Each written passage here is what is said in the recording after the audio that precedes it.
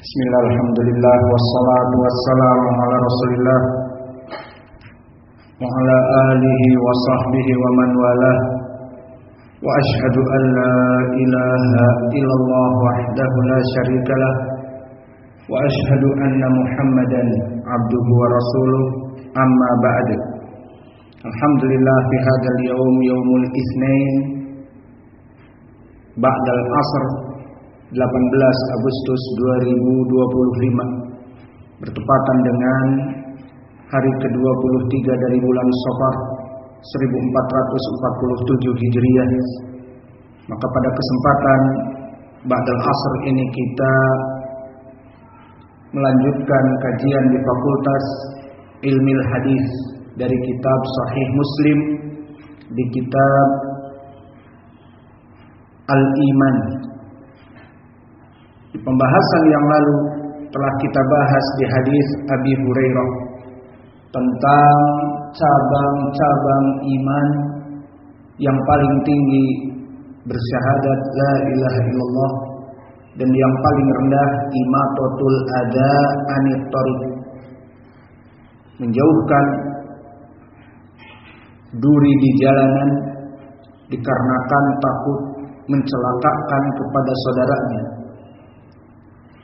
Adapun di pembahasan hari ini juga dibahas di pelajaran Abi Hurairah, di hadis Abi Hurairah, al-haya'u minal iman, bahwa rasa malu itu dari keimanan. Dan masih berhubungan dengan permasalahan iman, terutama al-haya', rasa malu itu dari iman. Sekarang kita masuk riwayat dari sahabat yang lain, dari Imran ibnu Husain. Maka inilah keutamaan dari kitab Sahih Muslim. Dan alhamdulillah Allah memberikan kemudahan kepada kita untuk membacanya dan mengambil ilmu darinya. Rahimahullah Al-Imam Muslim Ibnu Husain, dan juga rahimahullah Asy-Syaikh Al-Bukhari Muhammad ibnu Ismail. Maka keduanya Allah mudahkan bagi kita untuk mempelajari sanad dan matannya. Maka keutamaan Imam Muslim di sini, dia mengumpulkan jalan-jalan dari sahabat yang lain, dan dari satu sahabat dikumpulkan jalan-jalan dari para tabi'i yang lain, dan tidak hanya itu, dikumpulkan dari itba'ut tabi'in yang lain. Maka ini kenikmatan kita belajar Imam Sahih Imam Muslim. Meskipun kita ada kekurangan, tidak detail dari permasalahan sanad, maka insya Allah kedepannya kita akan berusaha untuk membahas sanad, meskipun hanya sekedar madarul hadis. Karena kalau dibaca akan panjang, karena satu hadis riwayatnya banyak.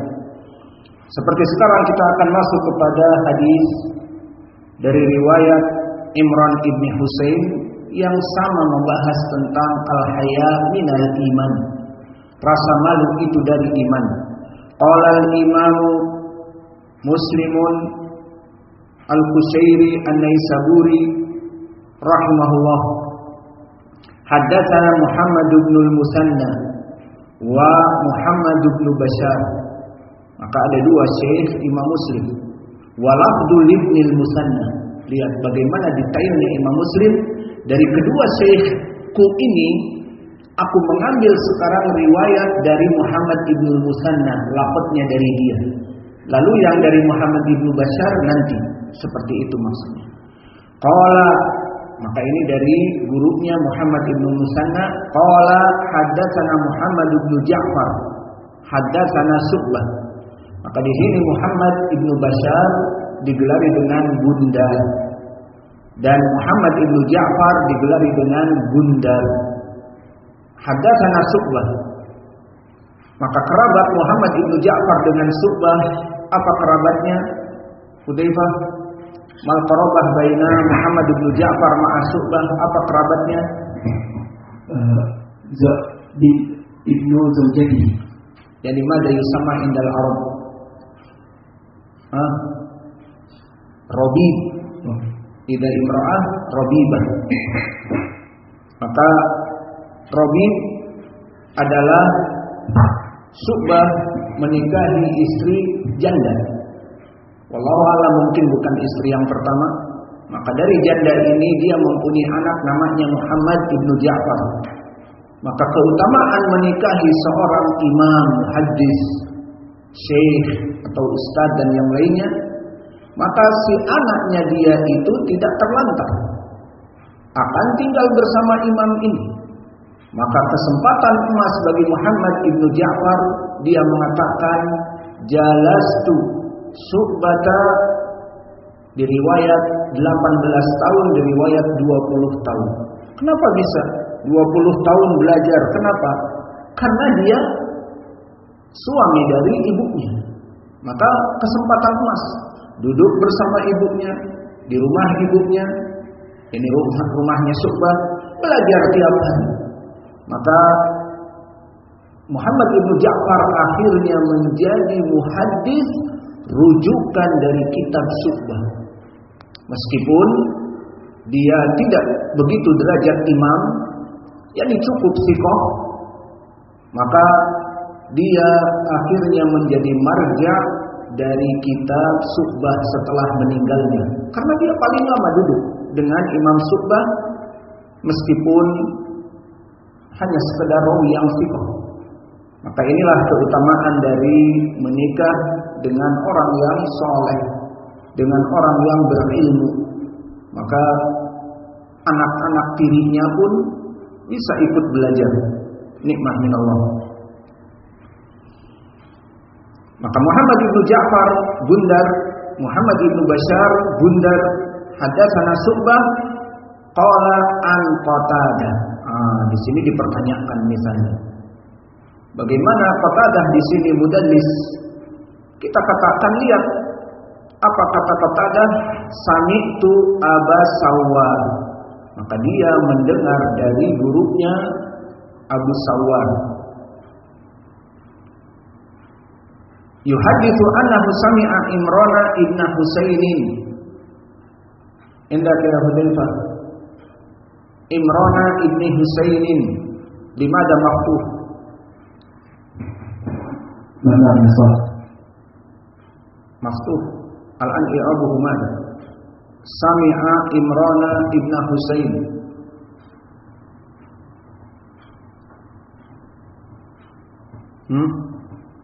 I'rabuhu madza? Undur. Sami'a Imran ibn Husain. Ma i'rab Imran? Maf'ul bih. Baik, maf'ulun bih mansub wa alamatu nasbihi fathah. Limadza laysa bitanwin?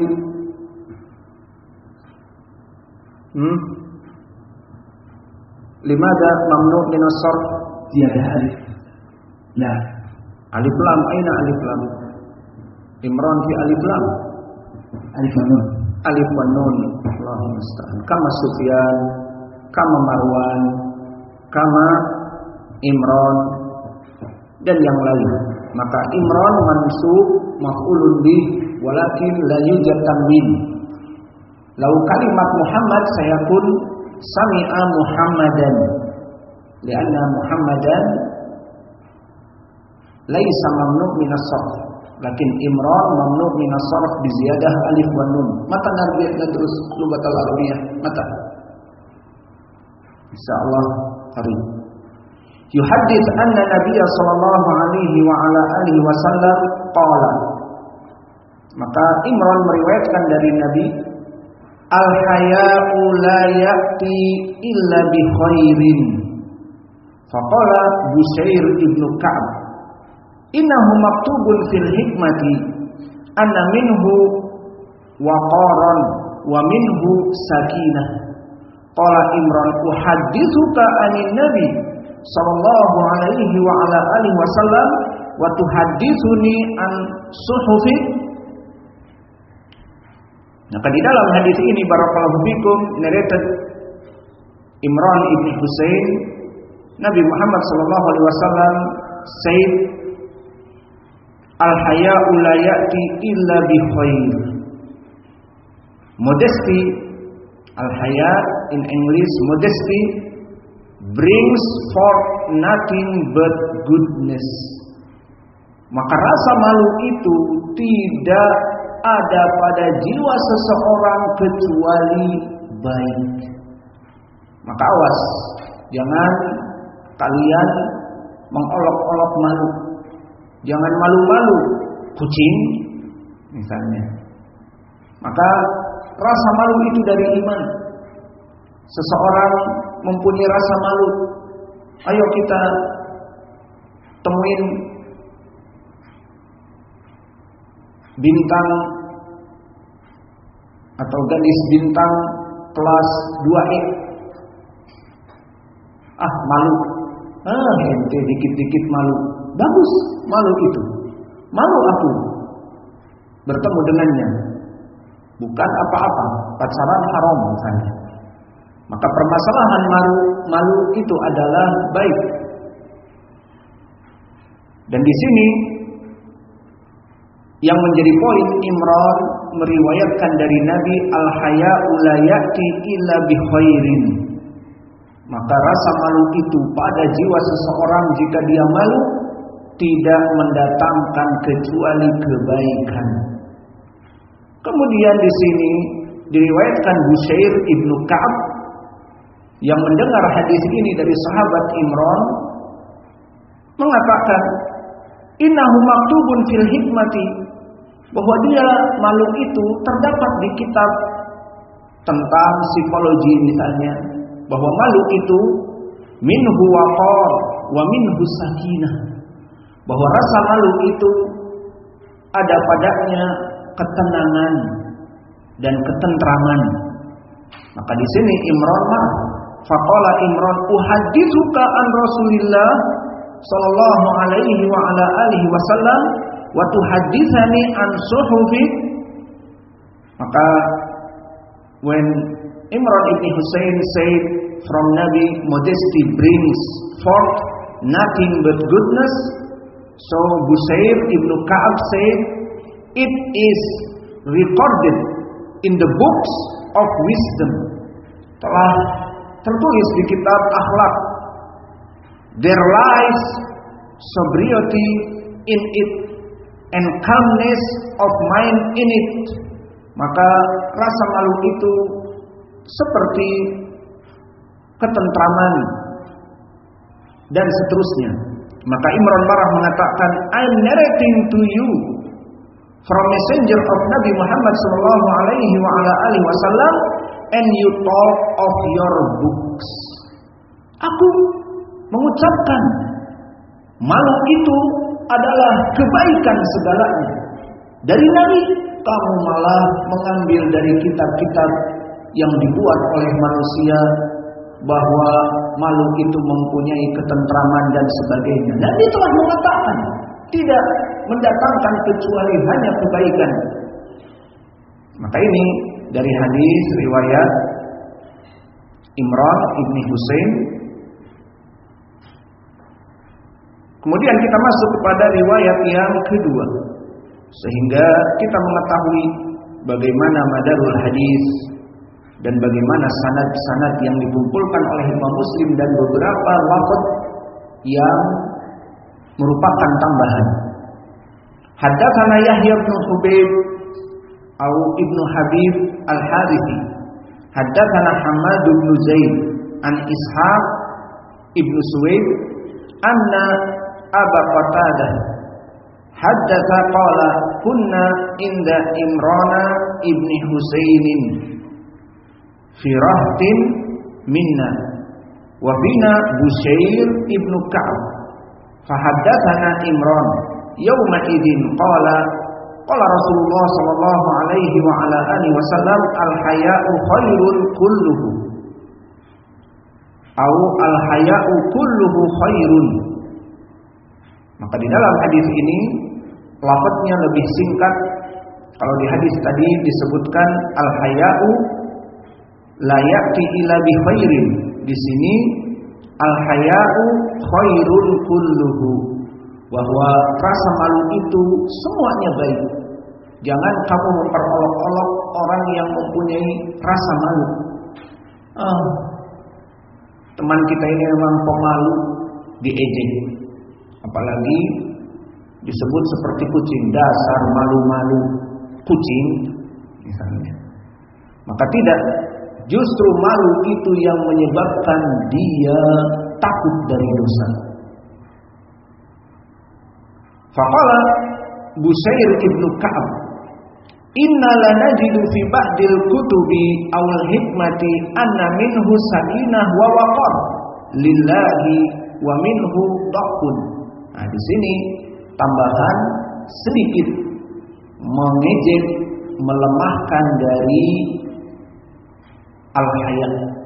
Maka dia mengatakan, Busayr ibnu Ka'ab di riwayat yang kedua ini, aku mendapati di kitab-kitab tentang adab bahwa dia membawa sakinah dan waqar, dan ada padanya dhuf, ada padanya dhafun, ada sedikit kelemahan malu itu, membuat orang jadi lemah, tidak berkreasi, sedikit-sedikit malu, sedikit-sedikit malu. Qala fa ghadiba Imran hatta mawata ainah, maka Imran di sini marah. Wa qala ala urani uhaddithuka an Rasulillah sallallahu alaihi wa ala alihi wasallam wa ta'aridu fihi. Qala fa'ada Imranu al-haditha. Qala fa'ada Busayr faghadiba Imran. Qala famazilna naqulu fihi innahu minna ya Aba Nujaydin innahu la ba'sa bihi. Maka di sini kita mengetahui bagaimana Imran ibnu Husain marah karena ada sedikit ucapan yang dinukil oleh Busayr bahwa dia ada sedikit kelemahan dari rasa malu itu. Orang tidak menjadi bersikap misalnya keras, tegas, malu, tidak usah malu. Maka akhirnya Imran marah karena aku meriwayatkan dari Nabi dan kamu meriwayatkan dari kutub-kutub, buku-buku adab psikologi yang menyatakan bahwa rasa malu itu mempunyai kelemahan. Maka ini dari jalan yang kedua.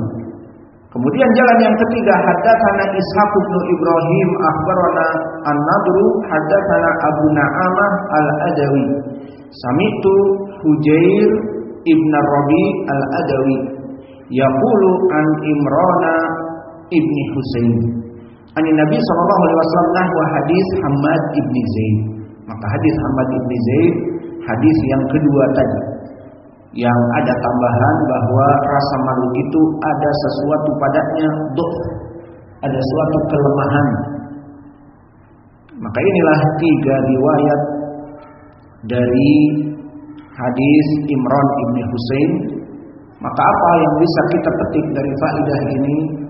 Bahwa rasa malu jika ada pada diri kalian, maka itu adalah perkara yang baik, selama malu untuk mengikuti syariat. Namun sebagian dari manusia misalnya mengatakan, tidak usah malu-malu kita. Lalu bagaimana? Orang baru belajar kemarin, kemudian dia ingin mengajar. Mengajarnya apa? Al-Quran lagi. Makhorijul hurufnya rusak, ilmu tajwid tidak punya, bahkan membaca pun terbata-bata. Kalau dia diminta untuk mengajar, alhamdulillah dia masih bisa memberikan apa yang dia ada kepada orang yang lebih buruk darinya. Namun di sini misalnya dia tidak punya modal, kemudian mengajar misalnya. Kemudian dikatakan oleh temannya yang mengetahui kedudukan orang ini, belajar dulu antum makhorijul huruf, ilmu tajwid, baru mengajar Al-Quran. Nggak usahlah sambil jalan, nanti banyak yang salah. Di saat kamu mengajarkan itu, tidak malu kamu? Misalnya, alah gak usah malu. Al-haya minal iman. Rasa malu adalah dari keimanan. Di sini malu yang salah, kaprah. Namun malu itu pada dasarnya baik dalam berbagai perkara, terutama yang berhubungan dengan syariah. Maka dia meninggalkan perkara yang makruh, dia meninggalkan perkara-perkara yang buruk. Contohnya misalnya di tempat menuntut ilmu, semua orang sibuk membaca Al-Quran, membaca demikian dan demikian murojaah. Dia duduk dengan temannya, bla bla bla, bla bla bla bla, hahaha, bla bla bla bla, hahaha. Kemudian dia merasa malu, malu aku. Dilihat santri-santri yang lain pada belajar, aku kok tertawa terbahak-bahak, udah setengah jam, tidak ada faedah. Nah, di sini rasa malu yang baik. Kemudian dia juga malu misalnya semua orang bangun setelah adzan awal jam 4, maka dia malas bangun dan tidak peduli. Maka di sini dia tidak malu. Nah, ini tidak malu yang buruk di dalam syariat. Maka inti dari permasalahan malu itu sangat baik jika dia diikutkan kepada syariat, mencegah perkara yang makruh, menjauhi perkara yang dilihat oleh kaum muslimin buruk, maka tinggalkan. Malu aku tidak bangun malam, meskipun dia sunnah.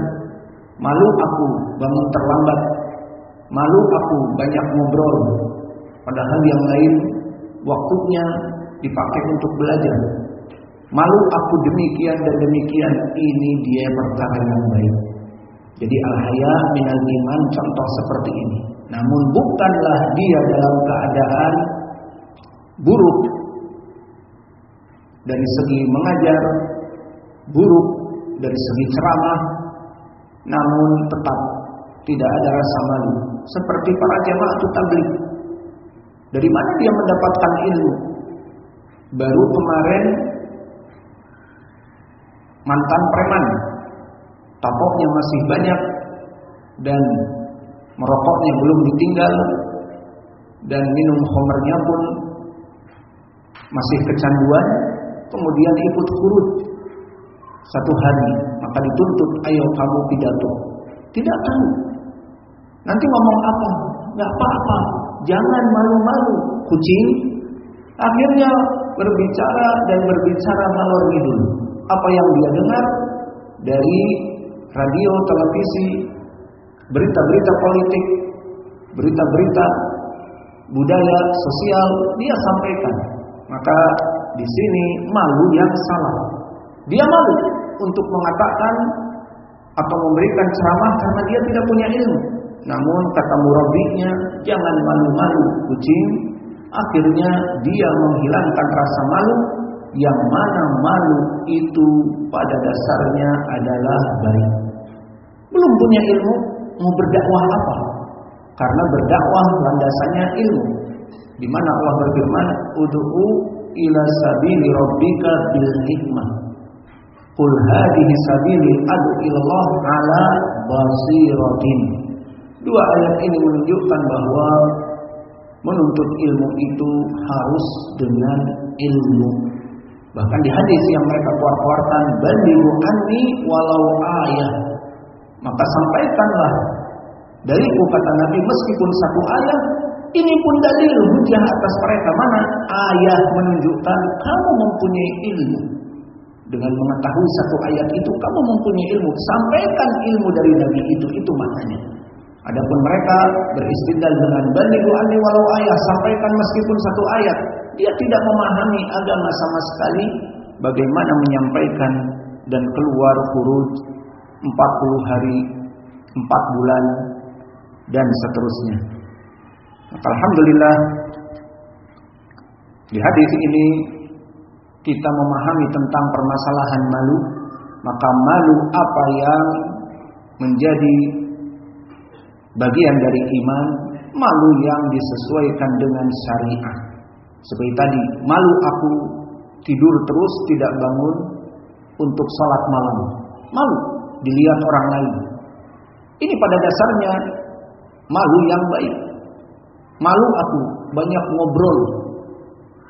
Yang lain belajar, aku malah ngobrol, tertawa-tertawa. Seperti itu misalnya. Maka inilah dari keutamaan rasa malu. Dan di sini juga faedah bagaimana seseorang yang marah di saat hadis Nabi itu sedikit disanggah.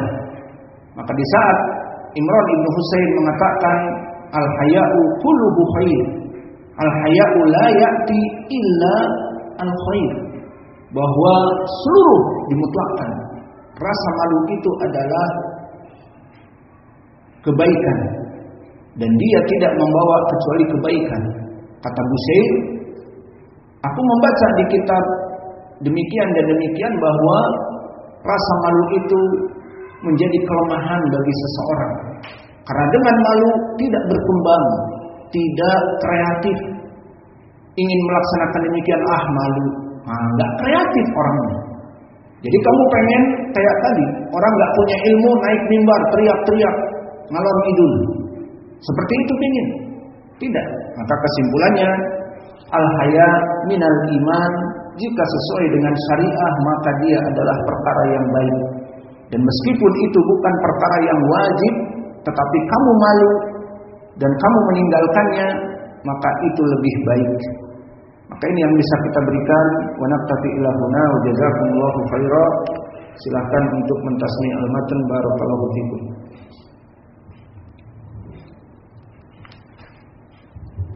Hadis tawil atau qasir? Qasir. Iqra'u.